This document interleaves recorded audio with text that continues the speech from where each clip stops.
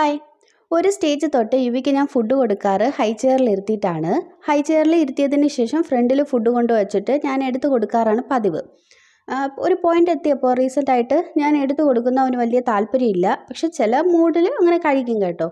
എന്നാലും പഴയതുപോലെയല്ല, കുറച്ച് ബുദ്ധിമുട്ടാണ് ഫുഡ് കഴിപ്പിക്കാനായിട്ട്. പിന്നെ നമ്മൾ ശ്രദ്ധിച്ച ഒരു കാര്യം എന്താണെന്ന് വെച്ചാൽ അവൻ തനിയെ എടുത്ത് കഴിക്കുന്നതായിട്ട് ആക്ഷൻസ് കാണിക്കാൻ തുടങ്ങി. വെറുതെ കിടക്കുമ്പോഴൊക്കെ വായിലോട്ട് കൈ വയ്ക്കുന്നതായിട്ടും ചവയ്ക്കുന്നതായിട്ടും ഒക്കെ. അപ്പോൾ അങ്ങനെ കഴിക്കാൻ താല്പര്യമുള്ളതുപോലെ തോന്നി. അപ്പോൾ അങ്ങനെ കഴിക്കാൻ കൊടുത്തപ്പോൾ അവൻ അങ്ങനെ കഴിക്കുന്നുണ്ട്. അപ്പോൾ അത് പിക്കി ഈറ്റേഴ്സ് എന്ന് പറയില്ലേ, ആ ഒരു രീതിയാണ്.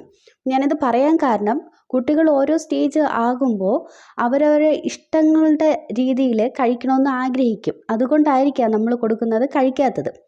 അപ്പോൾ തനിയെ ഈ ഒരു സ്റ്റേജിൽ, ഇപ്പോൾ 1 വയസ്സായതേ ഉള്ളൂ, ഈ ഒരു സ്റ്റേജിൽ എടുത്ത് കഴിക്കുന്ന കാണുമ്പോൾ ഭയങ്കര ഒരു സന്തോഷം തന്നെയാണ്. പക്ഷേ പഴയതുപോലെ നമുക്ക് ആ ഒരു ക്വാണ്ടിറ്റി കഴിപ്പിക്കാൻ പറ്റുന്നില്ല. കാരണം നമ്മളൊരു ദോശയോ മെയിനായിട്ട് ബ്രേക്ക്ഫാസ്റ്റും സ്നാക്സും ഒക്കെയാണ് അവൻ തനിയെ എടുത്ത് കഴിക്കുന്നത്. ചോറ് മാക്സിമം ഞാൻ തന്നെ എടുത്ത് കൊടുക്കാറ്. അപ്പോൾ ഈ ദോശയൊക്കെ നമ്മളെടുത്ത് കൊടുക്കുമ്പോൾ പകുതി ചുറ്റും എടുത്ത് എറിയും, കുറച്ച് കഴിക്കും, ആ ഒരു രീതിയാണ്. അപ്പോൾ ഇങ്ങനെ തനിയെ നമ്മുടെ കുഞ്ഞുങ്ങൾ കഴിക്കണമെങ്കിൽ കുറച്ചൊക്കെ ഒന്ന് കഷ്ടപ്പെടേണ്ടി വരും. മെയിനായിട്ട് എന്താണെന്ന് വെച്ചാൽ ക്ലീൻ ചെയ്യുന്നതാണ്. ഓരോ പ്രാവശ്യം കഴിച്ച് കഴിയുമ്പോഴും ഒരു സമയമെടുക്കും അവിടെ ഫുള്ളായിട്ട് ക്ലീൻ ചെയ്തെടുക്കാനായിട്ട്.